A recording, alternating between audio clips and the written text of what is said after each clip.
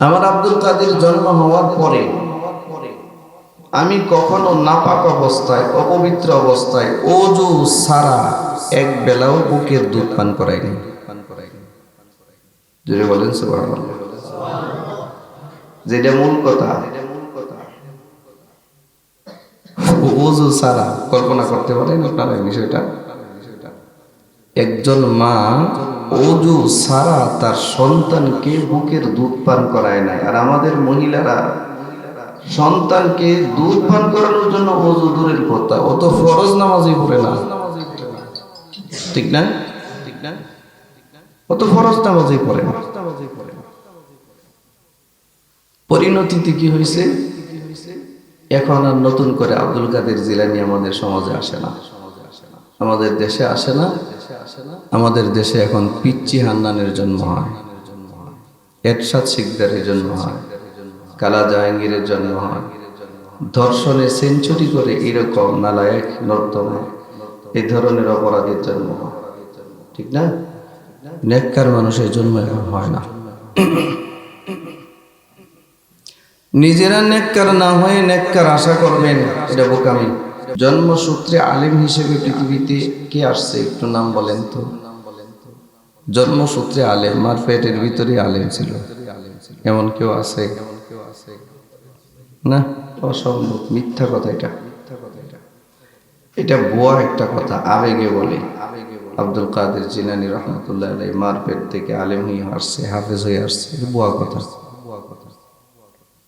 এটার কোনো বিশুদ্ধ সূত্র নাই, আবেগে বলা হয়েছে। হ্যাঁ, আব্দুল কাদের জিলানীর ক্ষেত্রে উনি তো সমস্ত পীরদের পীর, বড় পীর আব্দুল কাদের জিলানী। নেককার সালেহীন যত মানুষ আছে, সব সালেহীন মানুষের একমাত্র নামটা সবার আগে যার আসবে তিনি হচ্ছেন আব্দুল কাদের জিলানী রাহমাতুল্লাহ আলাইহি। সিদ্দিকিন, সত্যবাদী মানুষদের নামের কাতারে যার নামটা সবার আগে আসবে তিনি হচ্ছেন আবু বকর সিদ্দিক রাদিয়াল্লাহু তাআলা আনহু। তো হযরতে আব্দুল কাদের জিলানীর আম্মা বলেন, আব্দুল কাদের যেদিন আমার পেটে আসছে আমি শুনতে পারছি বা বুঝতে পারছি যে আমি প্রেগনেন্ট, গর্ভবতী। আমি আর প্রত্যেকেই ঘর থেকে বেরোই নাই বাচ্চার জন্ম দেওয়ার আগ পর্যন্ত। কোনো বাজে কাজে যাই নাই, বাজে কথাও বলি নাই, একটা কদমও ঘর থেকে বের করি না। যে কোথাও গেলে কারো তাকায় দেখবো এটাও করিনি। সারাক্ষণ তেলাওয়াত করতাম। হাদিসে আসছে একটা বাচ্চা পেটে নিয়ে একজন মা যা খায়, যা দেখে, যা বলে, যা শুনে, সব কিছুর প্রতিক্রিয়া তার বাচ্চার উপরে পড়ে। তো আব্দুল কাদের জিলানীর আম্মা বেশি বেশি তেলাওয়াত করতেন, কোরআন তেলাওয়াত করতেন। আজকে আমাদের সংসারে, আমাদের পরিবারে কোরআন তেলাওয়াত শেষ নাই, ঠিক না? আমাদের মা বোনরা, আমাদের বিবি শাওরা বাচ্চা পেটে আসলে স্বামীকে বলে একটা মোবাইল কিনে দাও, অ্যান্ড্রয়েড সেট, টাচ মোবাইল, এটাতে যেন সারাদিন আমি ফেসবুক দেখতে পারি। অথবা পুরা ওয়াল ব্যাপী একটা টেলিভিশন কিনে দাও, আমি যেন সারাদিন, যেহেতু এখন বাচ্চা টাচ্চা পেটে, বাইরে যেতে পারবো না, হাত পা নাড়াইতে পারবো না, বাজারে যেতে পারবো না। আমাদের দেশের মহিলারা তো এখন বাজার না করলে এদের পেটের ভাত হজম হয় না। নিজ দায়িত্বে স্বামীকে মনে করে বেকার, স্বামী মনে হয় কিছু বুঝে না, সে সব বুঝে। বাজারে গিয়া কাঁচা বাজার, মাছ কেনার জায়গা, সব জায়গায় মার্কেটে মহিলা ধাক্কায় টাক্কায় পুরুষদেরকে সরাইয়া ওরা বাজারে প্রতিযোগিতা করতেছে, ঠিক না? ঠিক না? বিশ্বাস করে যেই নারী সন্তান গর্ভে নিয়ে নিজেকে সংরক্ষণ করে নাই, হেফাজত করে নাই, নিজেকে নেক কাজে শামিল করে নাই, এই নারীর গর্ভে কখনো কোনো নেক সন্তান হবে না,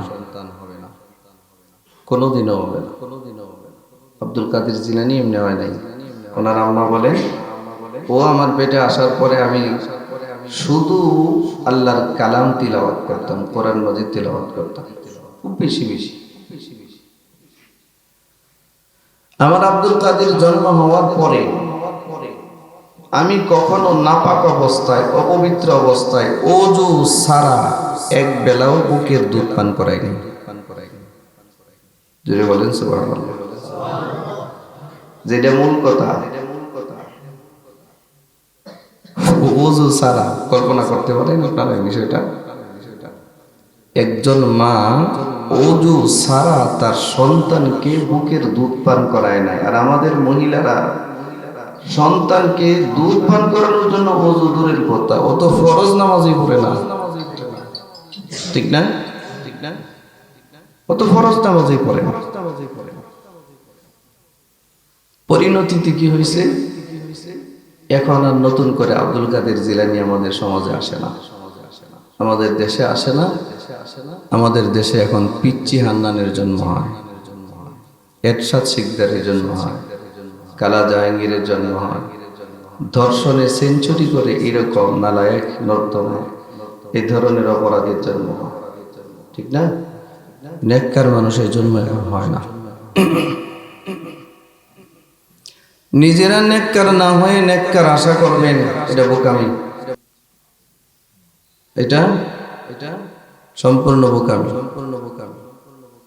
যাই হোক, আল্লাহ বুঝদান করুক। তো আব্দুল কাদের জিলানীর আম্মা বাচ্চা পেটে থাকতে এত বেশি নেক আমল করছেন, এত বেশি কোরআন তেলাওয়াত করছেন যে ছোট বাচ্চা আব্দুল কাদের জিলানী অনায়াসে কোরআন তেলাওয়াত করতে পারতেন, জবান খোলার পরেই কোরআন তেলাওয়াত করতে পারতেন।